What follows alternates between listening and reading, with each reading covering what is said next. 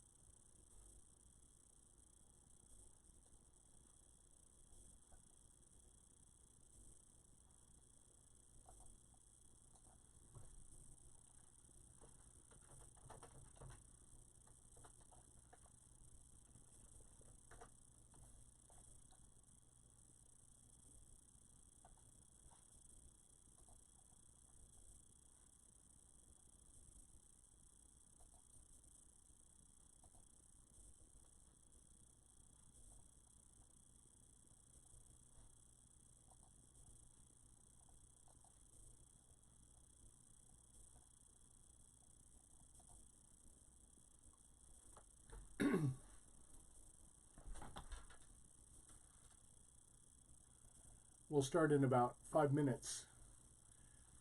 I'm alone here just with my dog in my office at home, so I got to get some things ready. And I wanted to start the stream up early so I could verify that it was running.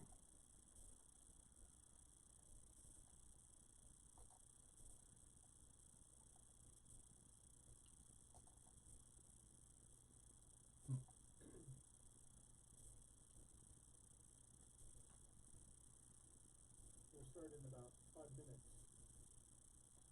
I'm alone here just with my dog in my office at home, so I got to get some things ready. And I wanted to start the stream up early so I could verify that it was running. And that I'm loud enough.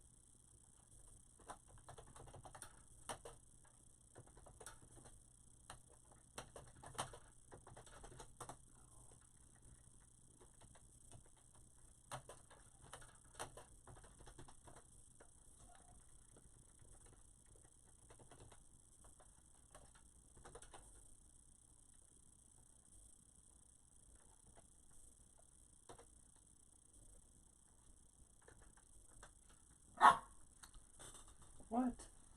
No, I don't want you barking now. What?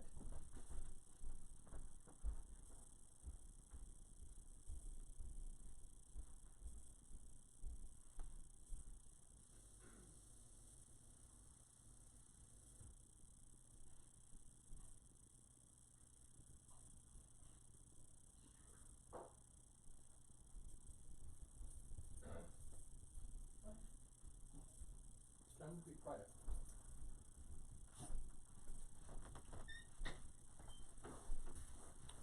Okay, come on, come on.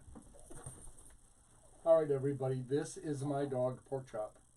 We have about 3 minutes, and he is being antsy for some reason. Because I should hold him. That should be my job. So say hello, Pork Chop. And then you're going to sleep like a good boy in your bed by my feet. All right. Okay. That's enough. That's enough. Let me do my job. All right. Get down. Get down. Right. Lay down.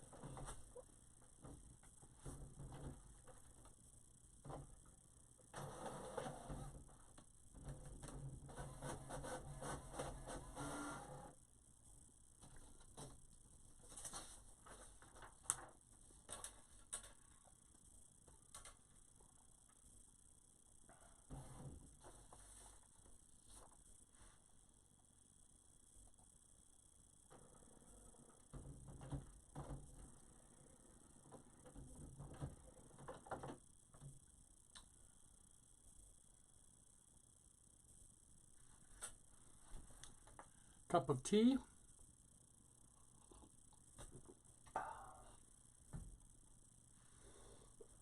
In my Rick cup. Somebody gave that to me last Christmas, and I love it. All right, so we're on Facebook, and we got people out there on both Facebook. There's Harvey. We love you, Pork Chop. No nudes, sorry.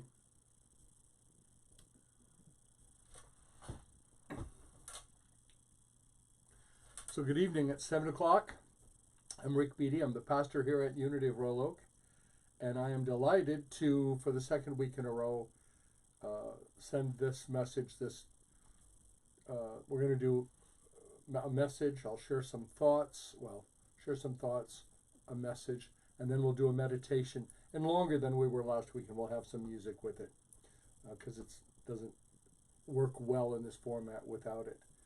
And but I would invite you to, right where you are, just join me in just a moment of setting an intention, setting a prayer.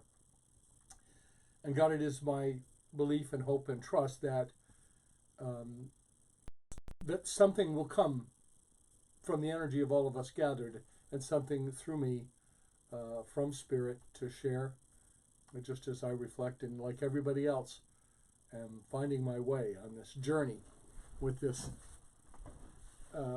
condition, this virus going on all around us. So I invite Spirit to have its way in us tonight and to bless you where you are. Thank you for joining us. Amen. So a couple of things I wanted to share before I share some reading and some thoughts. We've started this last Monday at 8:30 a.m. Eastern Daylight Time, a Zoom group. The information is on our Facebook page, or you can go to our website, unityofroyaloak.org, and find it. And that's growing. It was 12 people, and then 13, and today 16. And the feedback I'm getting is that what people really want is connection, and Zoom works well for that because we can see each other. So we're going to add some other times starting next week, a Tuesday and Thursday afternoon at 1 p.m. I'm going to invite you to make your lunch or pour a cup of coffee or tea or whatever and sit down and just let's connect. Doesn't have a particular agenda. It can be whatever's going on in your world. I want to be here to support as I can, and I love the way that we're supporting each other on Zoom. It's been an amazing thing this week. Also next week, Tuesday nights, I will start a weekly prayer call at 7 p.m., also via Zoom, so that people can participate. And I invite you to send your prayer requests or your prayer intentions. We call them intentions because we pray positively. To send those to prayer, Prayer, at unityofroyaloak.org. And if you use unityroyaloak.org, it also works. They both work, but we're in a transition. So online presence growing next week to support the need that seems to be emerging that people want to connect. So that's one thing. Spring is happening, folks. I hope you've noticed that. I was out at a cemetery this afternoon. We've kind of got this odd thing going on. Instead of funerals or memorial services, I've been to two cemeteries in the last week to just do a committal. Well, it's kind of like Rick do a committal and a little bit more. So we stood, 6 of us, very wide apart. I'm talking to these people and sharing with them about their 95-year-old mother who passed. And we talked about the fact that in the midst of everything else that's happening, life is also happening. Spring is happening. Children are being born. People are dying. It is the way of it. It is all of it. And nothing we can do to stop it. Life is happening in its glory and in its fullness. So I wanted to share those things with you. I've noticed flowers out at the cemetery today, some stuff growing, starting to come up. Leaves are starting to get green on some trees. My lawn is starting to get green, so soon I'll be able to mow. And if this lasts very long, I'll probably put in a garden this year. So the other thing I wanted to just mention to you is it's such an honor for me. Today is the 6th anniversary of my becoming the pastor at Royal Oak. It's been an amazing journey so far, and I think that we're only getting started. So I'm honored to serve you. I'm privileged to serve you, and I welcome you here tonight. All right, I want to read to you today's reading from the booklet that we have been using for the Lent season. It's called Fasting and Feasting, and that's where I got this idea of fast from fear and feast on facts. And be careful where you're getting your facts from, folks. I see some wild things being shared, and then fact check them. Go to Snopes. Go to the source. A good source of information about what's really going on, in my opinion, is Johns Hopkins University Hospital. So I've been going there, and a couple of others, U of M, the Oakland County. We have some resources on our website, and a tab on the website called Coping with COVID-19. Anyway, today's reading for Wednesday, April the 1st, is I Fast from Resistance. Change, the only constant in the universe, is not always easy to accept or manage. Often, when faced with significant changes in our lives, we recreate something from our old lives to bring us comfort. I had a powerful conversation with someone today on a phone call, and I hadn't read through this yet. I knew I was going to read it, but I hadn't read through it. And it was exactly what we were discussing. This person had a pattern of isolating and staying on the couch and not being engaged, and then has gotten to a point of being engaged in our community, and now has had to deal with this stay-at-home place. So if you're finding yourself falling into an old pattern, and I've had to check myself, I'm wanting to eat more suddenly. And I've worked very hard, as you all know, to let go of more than 100 pounds, 135 or so. So I have to stay on it. And I do that, and you can do that by remaining very awake and very aware, being mindful, paying attention to the mind. One of the things that I think is challenging a lot of people right now is there's no distraction, or little distraction. Oh, I have taken to binge watching some Netflix, and I'm binge watching season 6 of Schitt's Creek. I'm almost caught up, and I've got a couple of others I'll do, because it's important at this time that we also not just be on the news, or not just all the time on Facebook, or all the time cleaning our house. There's got to be some downtime here. And I think it's important for us to take a moment to think deeply about our lives and about the way we live and the way our culture is. I talked about this a little bit last week. I'm going to continue to talk about it. We are on the journey towards Easter Sunday. And that process is one of spiritual preparation. This Lenten season is spiritual preparation to have an authentic experience of new life.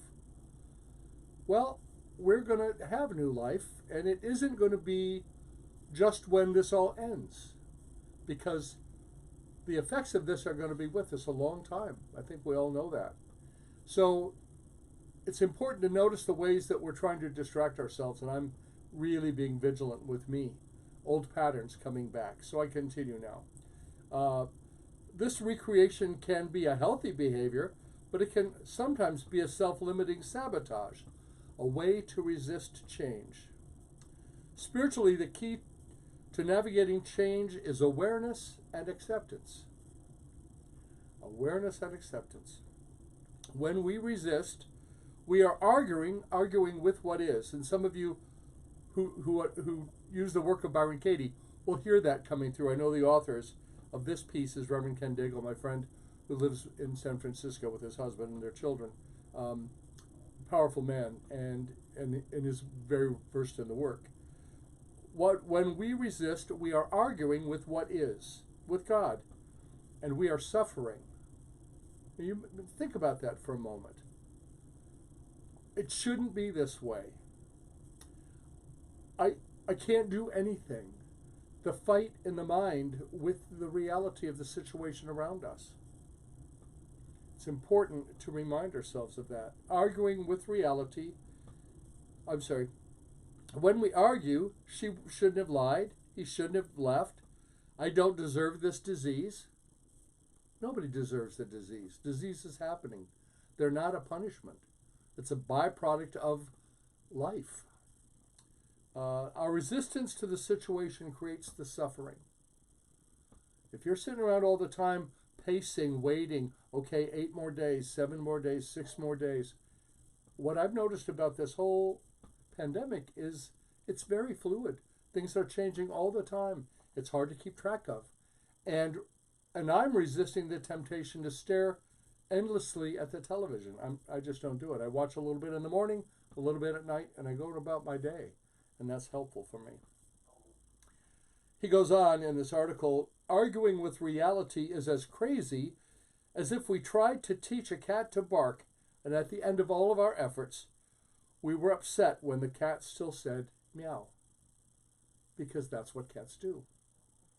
My grandmother used to say, honey, don't be surprised when a duck quacks. That's what they do. Now, this acceptance thing, this acceptance of reality, we don't have to love it.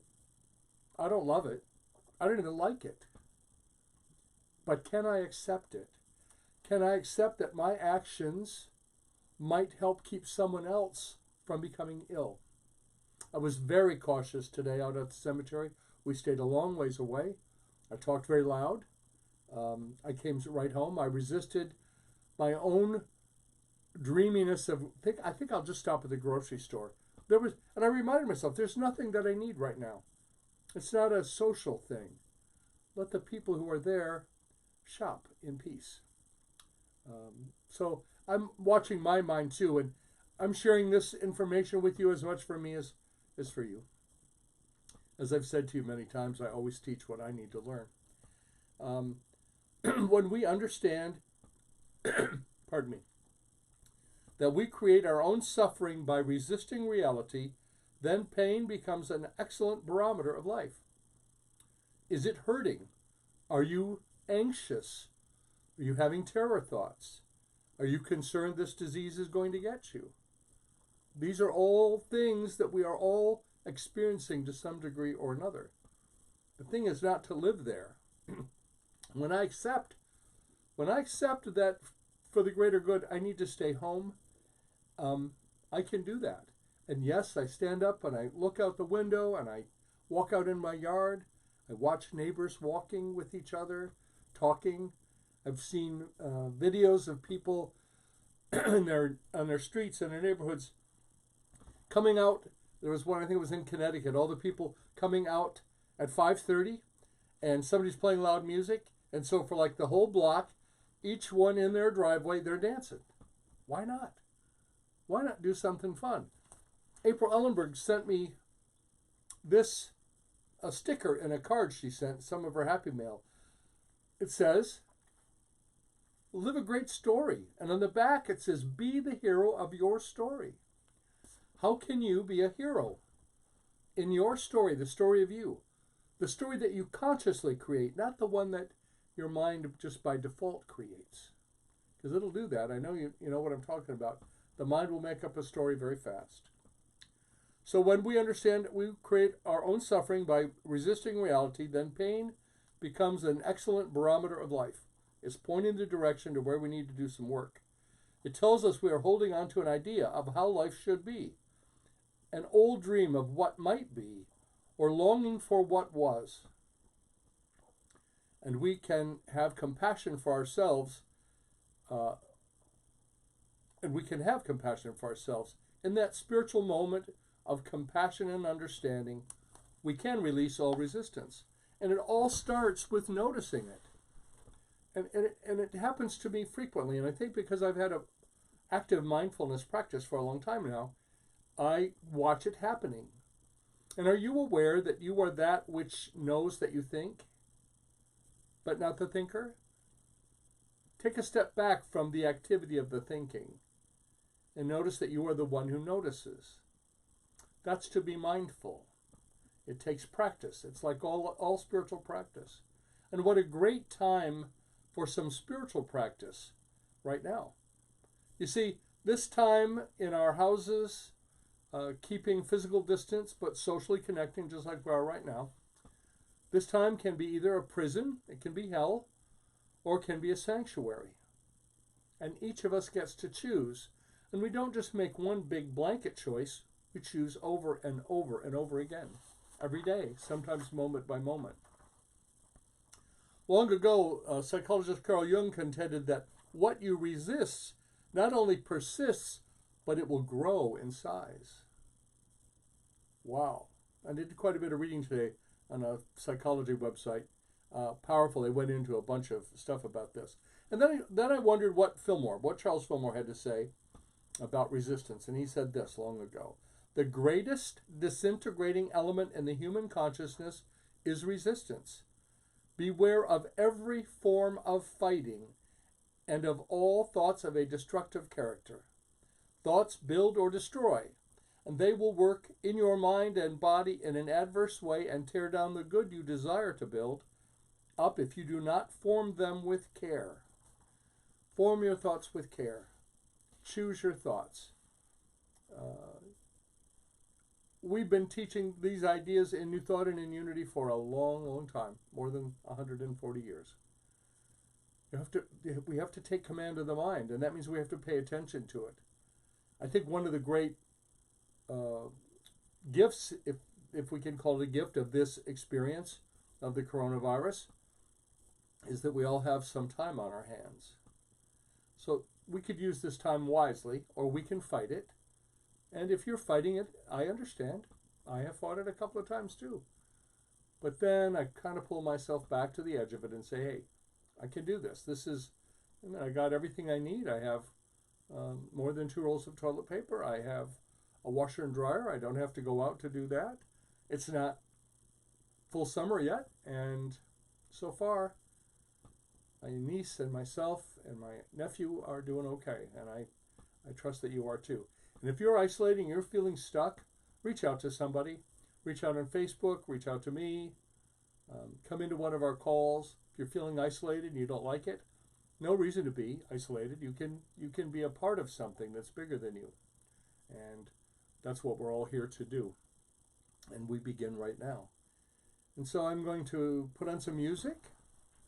And the music is Heart of Oneness, it's called. My dear friend Greg Barrette, who used to be my minister and boss, recorded this a while ago. And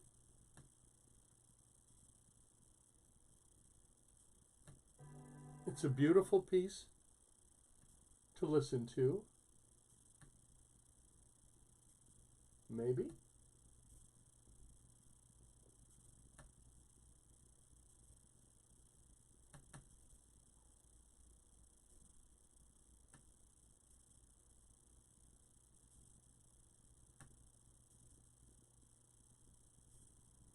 There we go. And I appreciate all of those technicians that I have worked with over the years who have made all this stuff seem easy. And I miss them now. Okay. Take a deep breath. Sigh it out.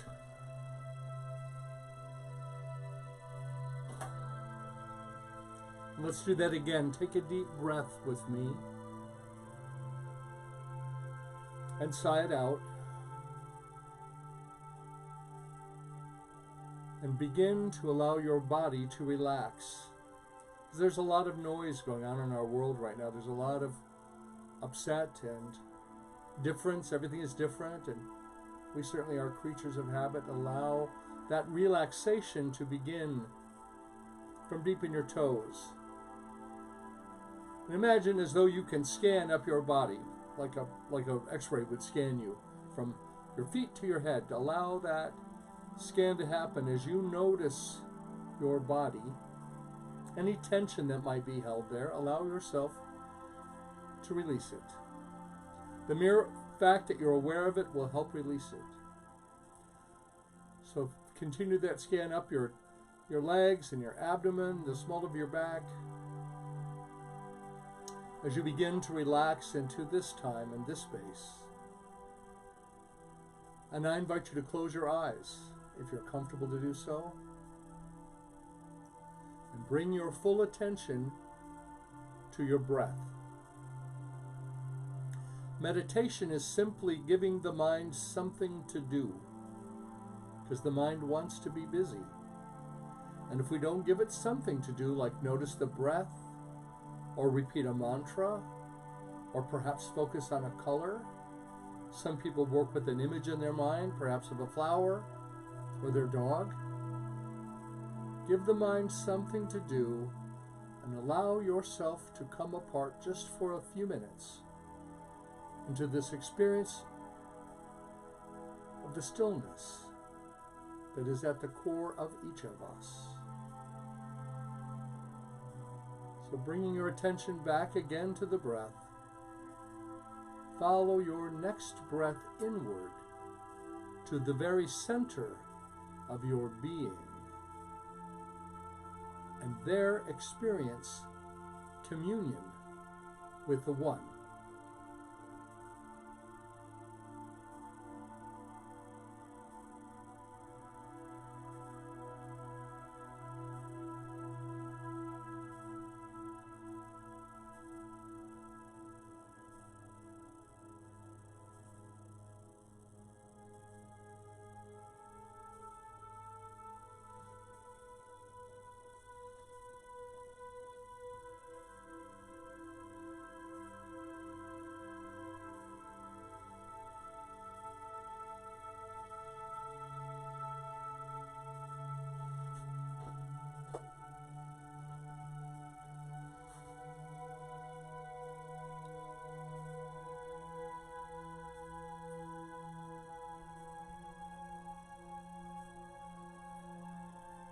And if you should hear any sound, let that sound serve as a reminder to turn within, turning away from the sound, away from the noise, whether it's external or in your own mind.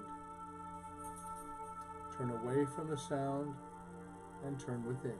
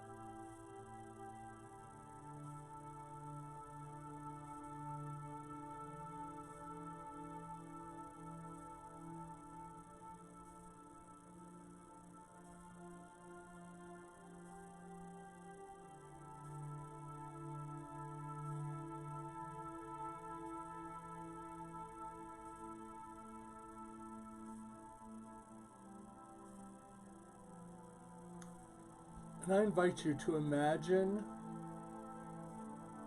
our world wrapped in violet light, a healing light, a healing flame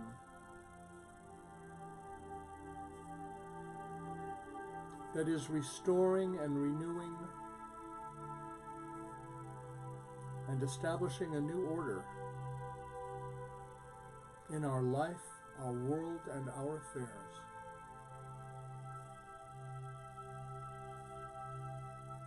Potentially a time where we stop pointing fingers at each other. Pointing fingers at people who are different, think different, have a different opinion.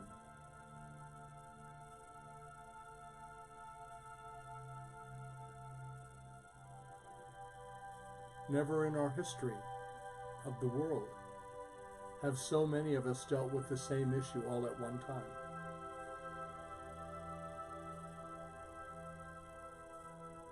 So just give energy to this violet flame, this healing light, and see it wrapped around our world.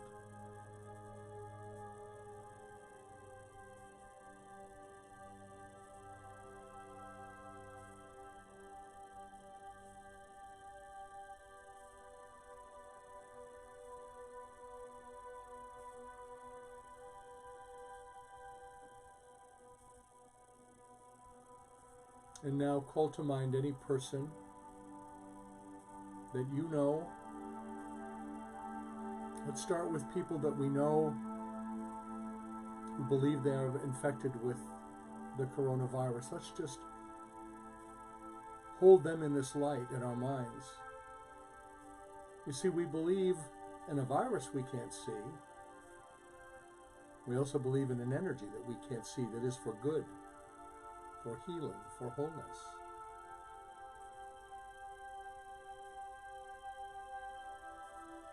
And now I invite us to call to mind the first responders of every kind, the people on the front lines working in grocery stores and hospitals, paramedics, firefighters, police officers, our military.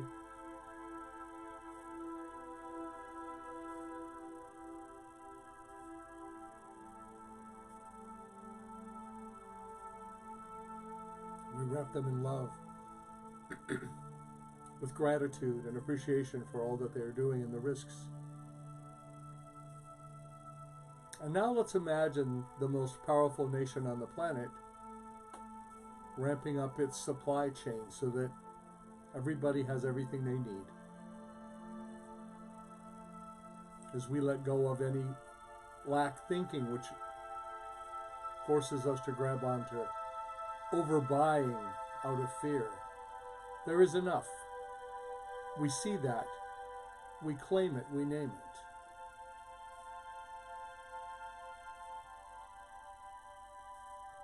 And now hold yourself, your precious self, also in this healing light, this violet healing flame. And if there's anything going on in you, mentally, spiritually, emotionally, physically,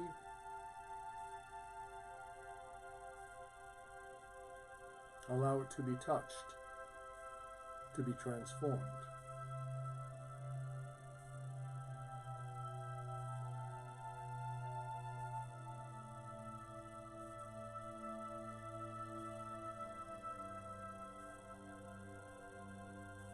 And bless your home as well, and your pets, your children, your family, all the things that are near and dear to you. And we give thanks for this technology that allows us to be together tonight. And now slowly allow yourself to just drift back, to come back to this online experience.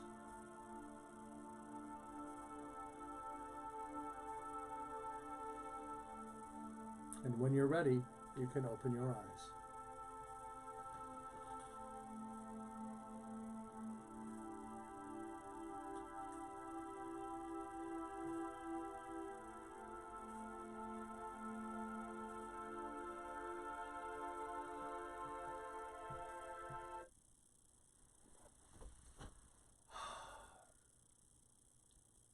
So if I seemed in a hurry, I apologize. It's hard to lead a group of meditation to the dog and I, because usually I just put on some music and get still, and I'll get better at it. We're going to try a lot of things over the next few weeks or however long it takes us to until we meet in person again. But until then, I want you to know that you're never far. This community that I am honored to serve is never far from my thoughts, from my heart, my mind, and if I can serve you in some way, please let me know. I also want to thank all those dear ones who have really kept up. You know, we've been dealing with this issue for more than a month now. I looked back was doing my expense report the other day, and I was out on March the 3rd and the 4th scrambling to find, because I'd spent a couple of days shopping and couldn't find things like sanitizer and stuff. So I went and found the recipe, a legitimate recipe, and went and got the stuff and made some. And it was like, wow, this has been an intense month. And give yourself a little permission to just relax into it. And I know some people are really missing a hug. So hug yourself and consider yourself hugged. Soon enough. Soon enough. I can't wait to celebrate lunch after service. But I'm also grateful for this opportunity that we have that connects us to people who have not been connected before in California, in Arizona, New Mexico, Florida, on other parts of Michigan. It's been pretty amazing. So I want to thank you for your faithful support of this community. If you want to make a contribution that keeps us going, because I want to make sure that we stay strong financially, this virus will end. And then there will be a long period of recovery because many things have been shifted. So thank you. Go to our website at www.unityofroyaloak.org. There's a black button on the upper left side of the screen that says donate. It will take you to the page. And I'm so grateful for you. And I want you to know that right where you are, God is. Know that the light of God surrounds you. And the love of God enfolds you. The power of God protects you. And the presence of God watches over you. Wherever you are, God is. Wherever I am, God is. Wherever we are, God is. And all is well. It is. Look around your world, and where is it not well? This format is evolving. If you have suggestions, I'd love to hear them. Maybe I'll see if we have any. Oh, the sweater. Thanks, April. So here's the story about the sweater.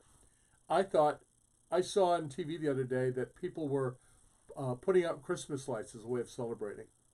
And so when I was thinking about what I was going to wear tonight, I was in my closet, and there are my 2 Christmas sweaters, which I only wore one of. I had to get 2. I bought 2 because I needed smaller ones. And I thought, I'm going to wear that Christmas sweater and see if people realize it. So why not? Why not Christmas? Why not Christmas? Why not us? Perhaps it is for this time we're born. It's been an honor to serve you. I'm going to see if there's any questions quick. Oh, Deborah Madison out there in Sacramento, God bless you. Thank you, Ruth. We'll do maybe we'll do a separate meditation. I don't know how this is going to evolve, but we're doing it a little bit at a time. Figuring it out. Figuring out how we're going to get by and how we're going to support each other. Delray Beach, Florida. Yes. Hi, Barbara. Hi from Florida. God bless you all. Pam Landon is saying hi, Mom. Dominique is saying hi, Pam. Hello, everybody. It's just so good. It's just good to find these ways. And, I've often wondered why I'm such a geeky person. Before the term was even there, I was playing with computers long ago. And I see now how my life has carefully orchestrated itself for me to acquire some skills that seem to be useful. So again, God bless you. I love you. Thanks for your support. Come and have a cup of coffee with me in the morning, or next Tuesday and Thursday you can start having lunch with me at 1 o'clock. Check our website. Check our Facebook page. And if you're on YouTube, go to YouTube, subscribe to our channel. And you've clicked the little bell thing, you'll get notified when we post new content. And I'm about to start doing some more content right now. Not tonight, but tomorrow. when we get to 1,000 subscribers, and we're not even at 100 yet, but I'm seeing it, will you name it and claim it with me? Then we can have our own channel name. It'll be like YouTube something / Unity of Royal Oak. But until then, we have that long cryptic name. So help us spread the word and help us get to 1,000, and then we can have our own name. Be kind to someone. Be kind to yourself. And don't be afraid to dream. Dream about getting your hair cut. You ladies I know, dream about imagine getting your hair done and colored, or the guys too, some do. I'll be grateful when I can have the lady who cuts my hair do my beard. I don't have my own beard, and so I'm going to have to because it's getting bushy. But God bless you. Have a good night. I'm glad you were here. I hope this served. See you soon. Namaste.